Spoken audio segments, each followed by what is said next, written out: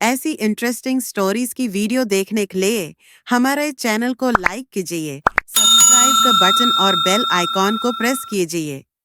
एक पुराने जंगल के बीच में एक शानदार बलूत का दरख्त था जो एक समझदार बूढ़े उल्लू का घर था। हर दिन उल्लू एक ऊंची शाख पर चुपचाप बैठा रहता, नीचे की दुनिया को देखता रहता। उल्लू जंगल के जानवरों को देखता था।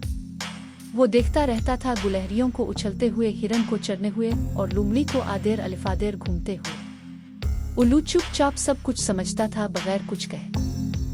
कभी कभार मुसाफिर लोग बलूत के दरख्त के नीचे आराम करते। वो अपनी कहानियां शेयर करते, हंसते और अपनी जिंदगी के बारे में बात करते। समझदार बूढ़ा उल्लू उनकी बातों को बड़ी तवज्जो से सुनता और उनकी बातों से कुछ ना कुछ सीखता।